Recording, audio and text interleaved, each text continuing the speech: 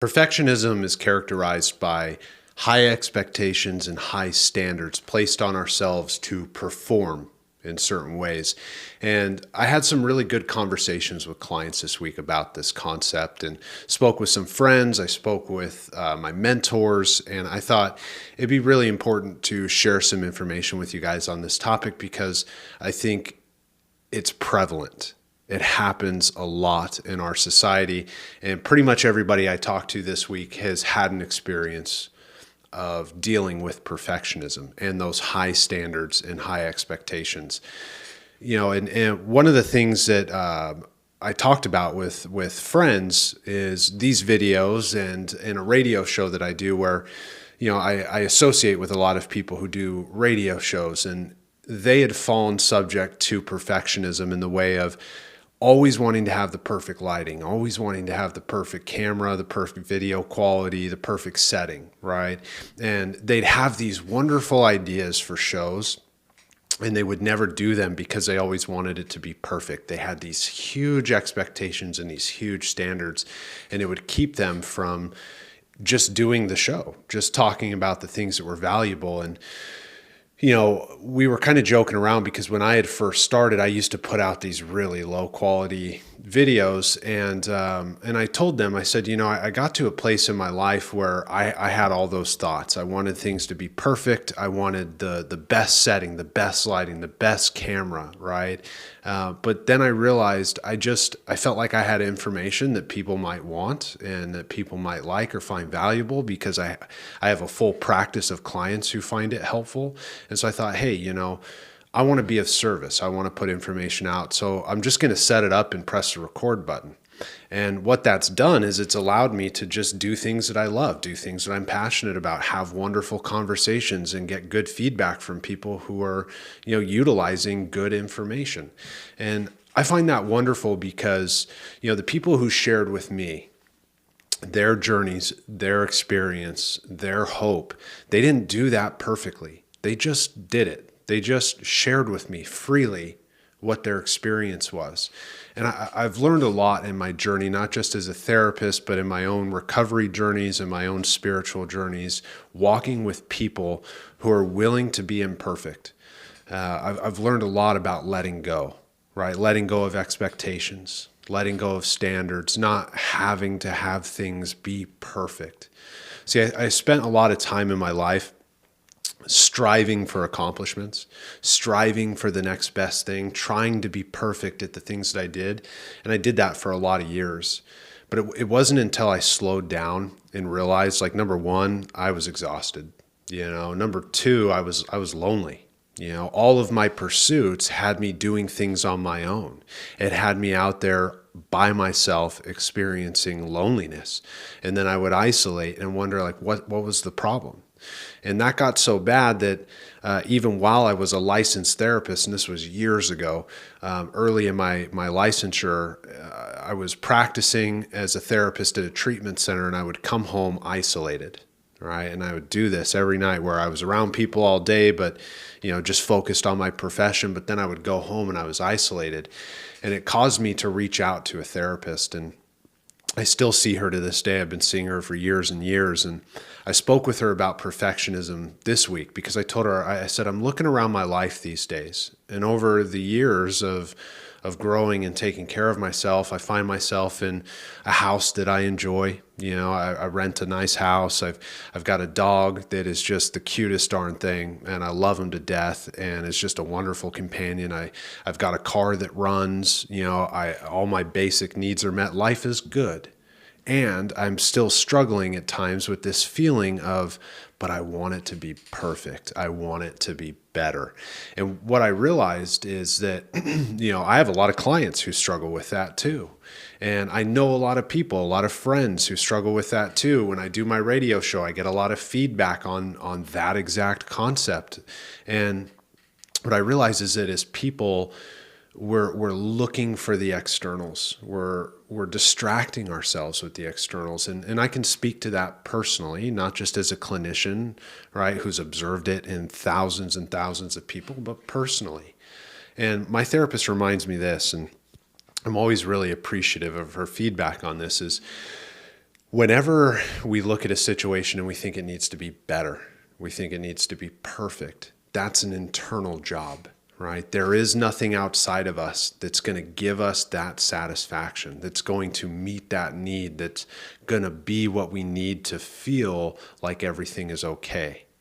The reminder is that that takes place inside, reminding ourselves when those feelings come up that I'm perfect the way I am right now. And that might sound cliche and in today's day and age where everything's a little bit fluffy and puffy, and I like that kind of stuff, but the reality is there's something really tangible about reminding yourself that you're okay, that you don't need all of the things outside of yourself, right, to confirm that things are perfect and that it's going to meet these high standards and expectations. Sometimes we just need to remind ourselves that the way things are right now are okay. It reminds me of a story my mentor shared with me years ago. He told me this story. He says a young man walks up to an invisible wall in the ether. And on the other side of this wall, he sees everything he's ever wanted in his life. He sees peace and serenity and love and abundance and wealth and a family and all of the things he ever wanted. And he walks up to this invisible wall and there's a door. And he knocks on the door and the greeter answers and the greeter says, "What's the password?" And the young man says, "I don't know." So the greeter says, "Well, why don't you go and ask your mentor, and when you get the password, come back." And so the young man goes and he asks his mentor what the password is, and so the mentor shares it with him. And the young man says, that's it? And the mentor says, just go and try it, right? So the young man goes back, and as he walks up, he's excited again because he sees on the other side of this wall everything he's ever wanted. So he walks up and he knocks on the door, and the greeter says, "What's the password?" And the young man looks at him and says, "I am nothing. I am no one." And the greeter says, "Come on in, the door's unlocked." Perfectionism tells us that we have to be something, that we have to do something, that we have to be more than we are. But the reality is in order to obtain the things that you want in life, we have to let go of the outcomes. And I'm reminded as I walk with clients and as I walk in my own journey with my therapist and with my support, that perfectionism was always only about controlling outcomes. It was only about looking so far down the road towards what's next and what could be better that I wasn't focused on the here and now. I wasn't taking care of the little details in my life that would get me where I wanted to go. And it wasn't until I let go of those things and admitted to myself that I don't have to be more than I am right now. I just need to show up and take care of myself today, that I was able to move in a direction towards a better, more fulfilled life. And this is what I work with my clients on often in direct ways and subtle ways over time, is like, how do we let go and detach from the outcomes? Things do not have to be perfect. In fact, life is almost guaranteed to be messy. We know that life is guaranteed to have suffering and pain. But the good people in my life, the wise people in my life, and clients that I've watched grow embrace one simple truth, and that's pain is what's going to lead me towards the growth that I want. Pain is what's going to lead me out of the problems. But avoiding that pain and looking so far beyond it towards everything that could be perfect if it just went away keeps us trapped in a pattern and in a loop. And so breaking free, breaking that cycle is about looking at the pain and admitting to ourselves that the pain is causing imperfections. It's causing me to be human. It's causing me to, be in a place I don't want to be, but I have to learn from it. I've got to look at it. I've got to admit it to myself and a lot of times to others, depending on what type of pain we're talking about, so that I can move forward with my life, so that I can free myself.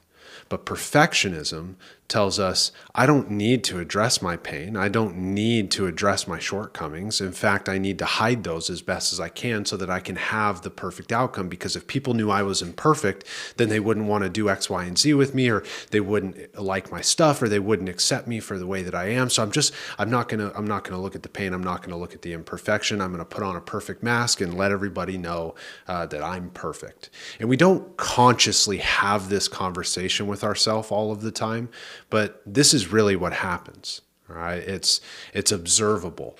We see this in celebrities. We see it on social media. Let me put the best version of myself forward no matter what, even though I have a lot of stuff that's blowing up in my life. I mean, how many cases have we seen over and over again in the media of people that get idolized, celebrities, and then it turns out that they've done horrific things, that they've done horrible things, and and then everything blows up. It's like perfection always blows up because it's not obtainable. It's not sustainable. It's not something that we should be striving for. I think it's okay to strive for excellence, right? To be tenable, to be good at what you do. I think that's extremely important to strive for, to build things in your life and to be a part of communities and to be a part of something bigger than yourself. Those are all wonderful things to strive for. But if you start trying to strive for them perfectly and to do and those things perfectly, you're going to burn yourself out. And we've seen it time and time again. And it's no wonder, right, when you see really famous people where it's like, oh my God, they were doing what?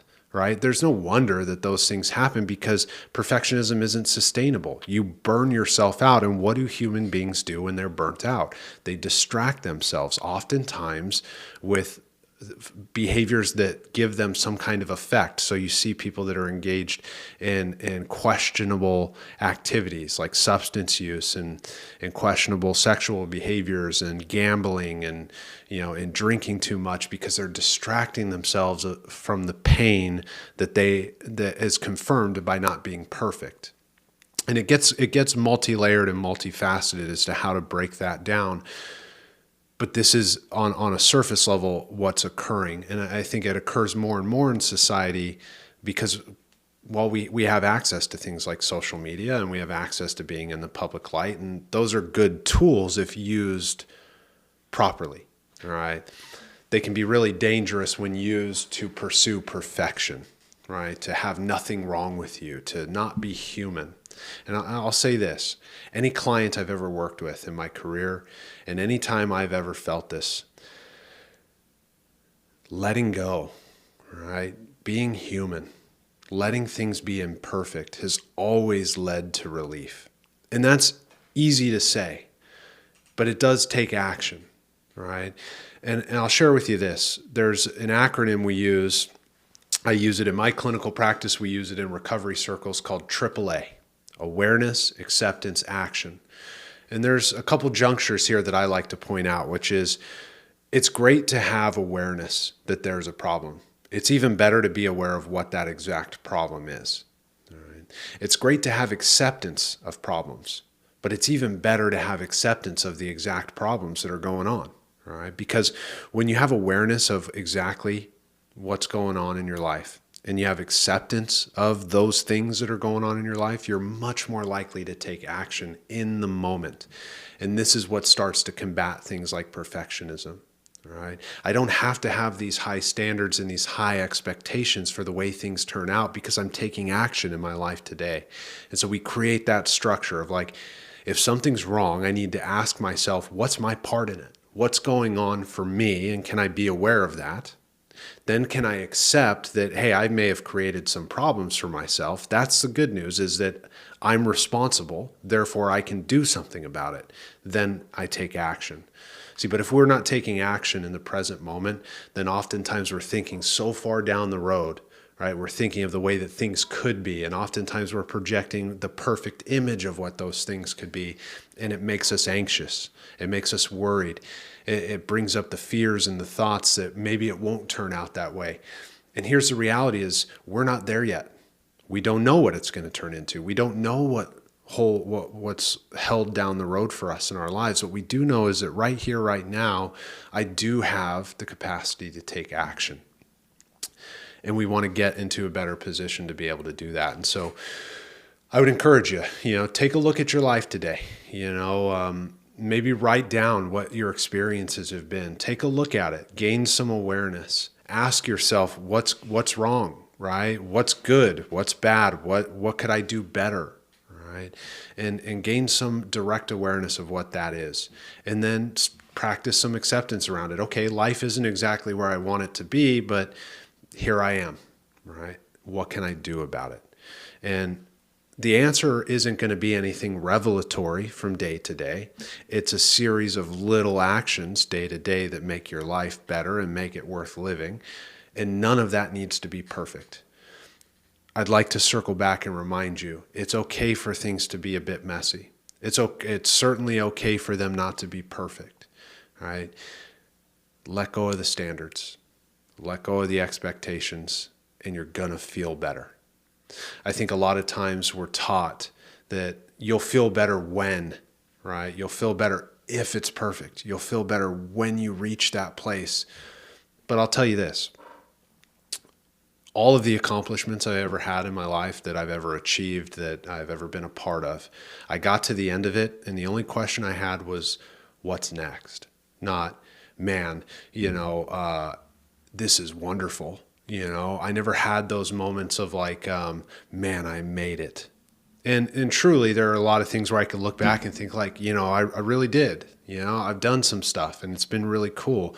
But the question was always, what's next? And that's perfectionism, right? What can I do next? What accomplishment is next? Versus getting into a place of, here I am. I'm going to enjoy this. I'm going to be in the moment. Right? It may not be perfect, but this is what's on my plate today. And I'm going to look at it and address it and take care of myself through it. And I think if you do those things, you're going to find some relief. I think if you do those things, you're going to feel a lot better. And so I would encourage you to do those things. And I would encourage you, to start to think about how can I implement taking care of myself. It's a worthwhile pursuit. It's painful, right? Because the spoiler alert is when you start to let go of standards and expectations and take a look at what you can do as far as taking action in your life through little steps that are messy but clean things up, it's painful, all right? So lean into that pain, all right? You're not alone. You're not alone in that. I want to stress the importance of that statement. You are not alone. And so as always, if you're out there and you're struggling, right, you're feeling, distress, or you're just not in a good spot, I would encourage you to look into therapy in your area. All right, find a therapist that you can talk to and work through some of these things. If you're struggling with substances, I would encourage you to find a 12-step recovery program, AA or NA. They're the people who are going to help you find lasting sobriety and long-term recovery. If you're a friend or family member of someone who struggles with substances, I would encourage you to find the program of Al-Anon. They are the individuals in that program that will help you find the answers to gain peace and serenity in your life. But that's all I've got for you today. I would love to hear your comments down below and just kind of what prompted some thoughts for you in today's discussion, and drop them in the comments below. And we look forward to seeing you in the next video. Thank you for taking time out of your day to listen to this information. Have a good one. Bye.